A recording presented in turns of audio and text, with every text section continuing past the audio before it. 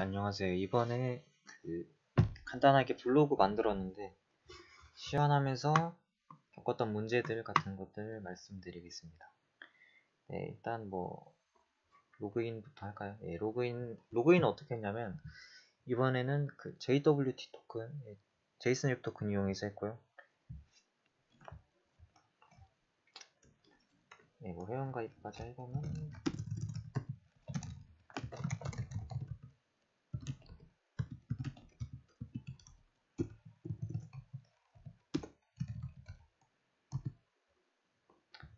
네, 이렇게 밸리데이션 부분을 하나하나 신경 썼습니다. 그리고 이거 서버랑 프론트 두 군데서 신경을 썼고요. 회원가입하고 글 쓰고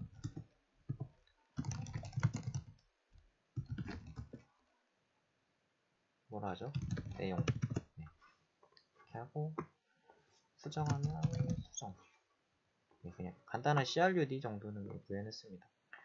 그리고 삭제하고 그리고 네. 이번에 그리고 무한 스크롤을 구현해서 이런 식으로 무한 스크롤이 쭉 내려갑니다. 쭉 내려가죠. 네. 그리고 댓글 같은 거 보면은 네, 이렇게 있고요. 처음에 마지막 댓글을 보통 보여주길래 저도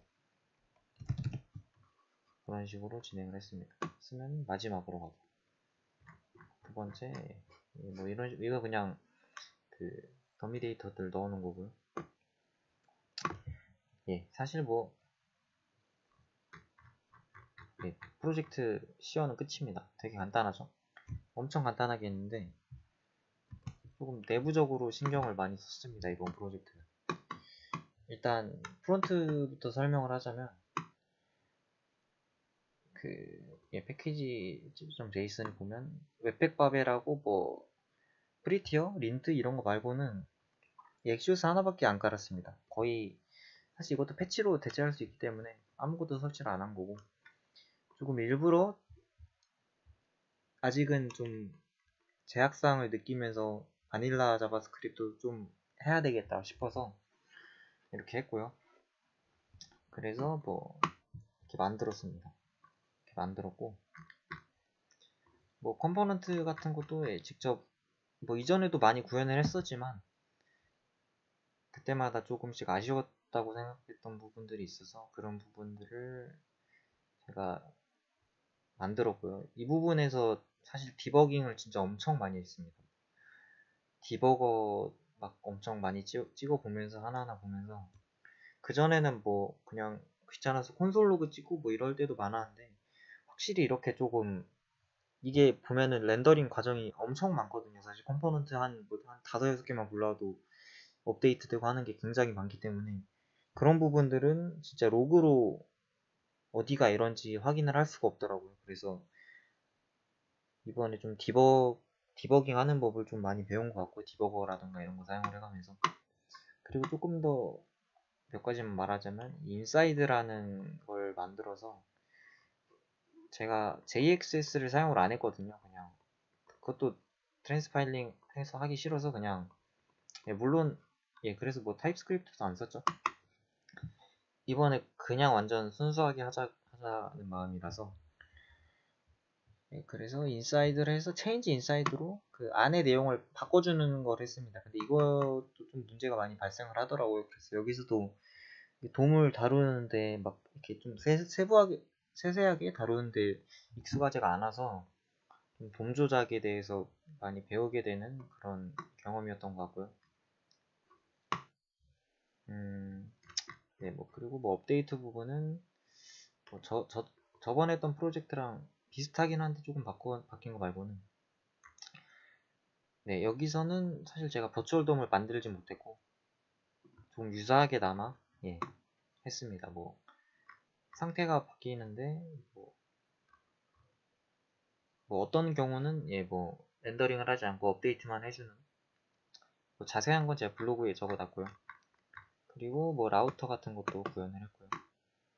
이건 좀 리액트 라우터랑 유사하게 리액트 라우터랑 좀 다르게 구현을 하긴 했는데, 아무래도 뭐 거기서는 기본적으로 컨텍스트도 존재를 하고 하는데 여기서는 아무것도 없기 때문에 비슷하게나마 뭐 라우터 구현을 했습니다.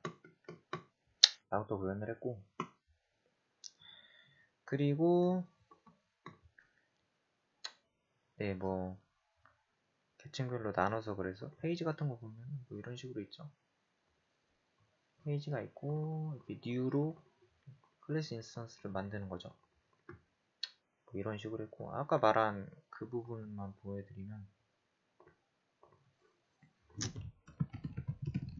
이게 인사이트가 되어 있죠. 이 부분은 여기 안에 냅두고, 여기 안에다가 뉴로 만드는데, 그거를 이렇게 교체를 하는 겁니다. 돔 조작을 통해서 교체를 해서 결국에는 이 태그를 없애는 거죠.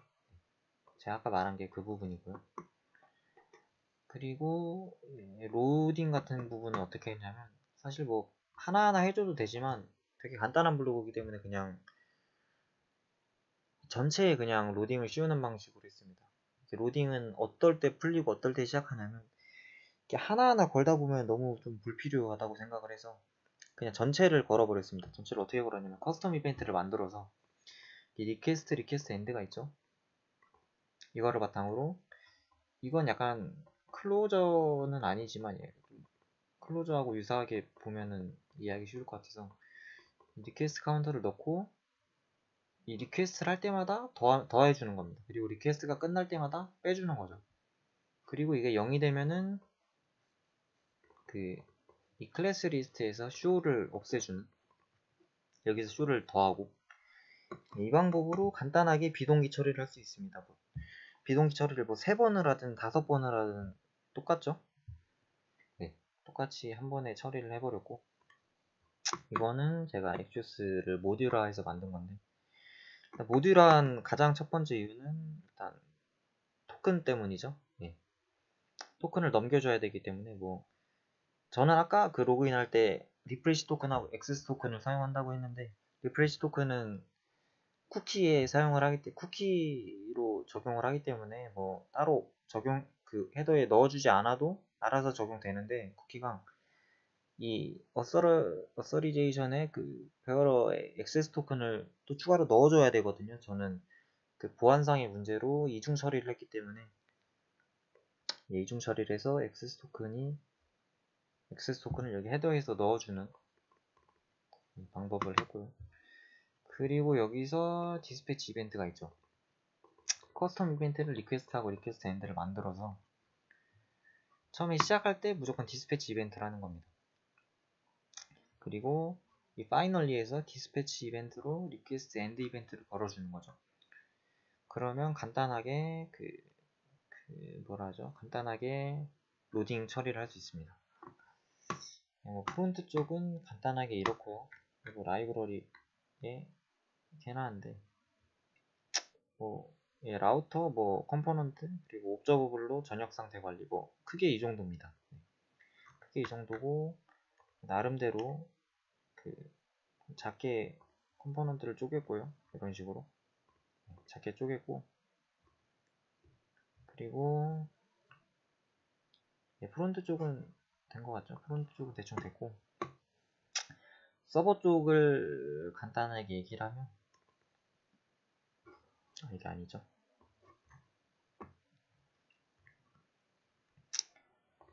서버 쪽에 익스프레스랑 MySQL 타입 ORM을 이용했는데, 크게 말하자면 처음에 뉴 앱으로 만들어야죠. 뉴 앱으로 만들고 로딩, 로더를 하죠. 로더에서 다딘브 컨피그라던가 DB 설정, 아니면은 익스프레스 설정, 이런 것들을 해줍니다. 그래서 엔트리 포인트가 좀 되게 깔끔해졌죠. 원래 기본 익스프레스 예제 같은 거를 보면 엄청 긴데, 이거를 통해서 이게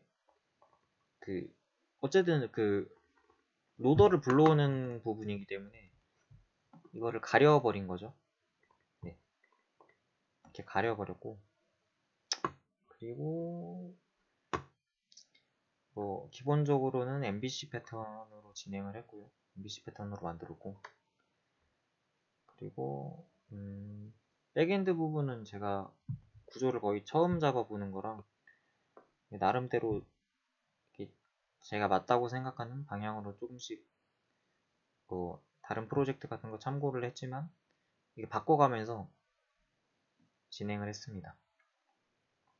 그리고 뭐 이번에 밸리데이션 아까 얘기를 했는데 밸리데이션 부분 좀 신경을 많이 써서 이 조이 같은 거를 하나하나 다 이용을 해서 네, 다 만들었죠. 이렇게 이런 식으로 다 만들었고 검증이 굉장히 중요하다고 생각을 하기 때문에 검증을 하나하나 했습니다.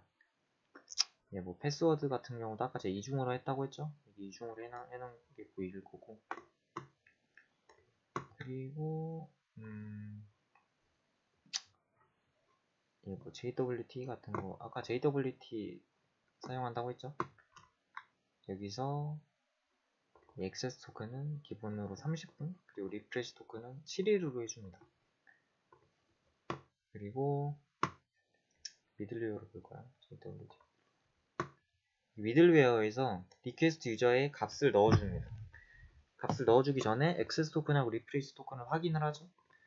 예, 여기는 어소리제이션을 베어로 아까 넣어준 거기서 가져오는 거고 여기 쿠키에서 가져오고 그래서 없으면 둘 중에 하나라도 없으면 그냥 넘겨야 됩니다.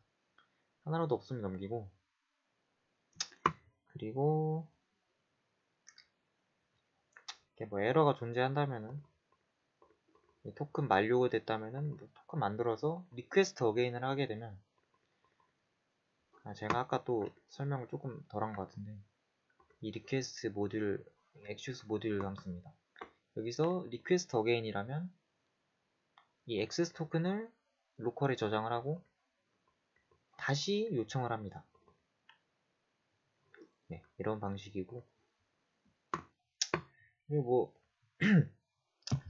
뭐죠? 그 리프레시 토큰이 만료가 됐다면은 그냥 네, 이 경우도 익스파이어 리프레시 토큰에서 프론트에서 따로 처리를 해주는 거죠. 그리고 또 내부 값이 다르다면 디코드한 내부 값이 다르다면 이 경우도 인증되지 않았다고 판단을 했고요. 그리고 여기 있죠. 그 리프레시 토큰이 저는 3.5일을 기준으로 잡아서 7일의 절반으로 3.5일보다 적게 남았다면 이 쿠키 값을 새로 만들어줍니다. 이 리프레시 토큰을 새로 지정을 해주는 거죠. 뭐 이런 식으로 진행을 했고 그래서 리퀘스트 유저의 아이디 닉네임 같은 필요한 정보를 적어줍니다. 제가 익스프레스 시퀄 패스포트를 이용을 했었는데 그전에는 많이 패스포트도 리퀘스트 유저에다 해주는데 이렇게 하면은 패스포트를 사용하는 거하고 조금 유사하게 사용을 할 수가 있죠. 되게 저는 개인적으로 편리한 것 같습니다. 뭐 이러려면은 설명을 많이 하는 것 같긴 한데 여기 익스프레스에다가 뭐 또 이런 것도 해줘야 되죠. 리퀘스트 유저가 막 안 되는 경우가 안 되기 때문에 기본적으로 안 되기 때문에 저희가 직접 타입 지정을 해줘야 됩니다. 뭐 이런 것도 해줬고 여기 에러 처리하는 방식을 나름대로 생각을 해서 이렇게 적어놨고요. 그리고 이번에 테스트를 진행을 했는데 제가 프론트 쪽 테스트는 했는데 서버 쪽 테스트는 제대로 안 해봐서 이번에 조금 테스트를 제대로 진행해 봤습니다. 단위 테스트하고 이 통합 테스트까지 전부 다 진행을 했고요. 이게 통합 테스트, 슈퍼 테스트 이용한 거고 뭐 이런 것도 있죠. 미들웨어 테스트 같은 것도 했고 그리고 간단하게 뭐 GitHub 액션 이용해서 S3에 올리고 S3 압축해서 올리고 다시 S3에서 그 뭐죠? EC2로 다시 보내주는 코드 디플로이 이용을 해서 배포를 했고요. 이것도 저번 프로젝트 때 사실 했던 건데 제가 그때 이 부분을 신경을 쓰질 못해서 다른 거 하느라고 이번에 제가 좀 그 이전 경험에 그 캠프하면서 부족했던 것들을 조금 채워나간다는 느낌으로 공부한다는 느낌으로 했습니다. 예를 들어서 뭐 애프터 디플로이 뭐 이런 거 해줬고 FM2 리로드 네, 뭐 간단하게 프로젝트는 뭐 이렇게 했고요. 그리고 예, 이 배포한 거죠.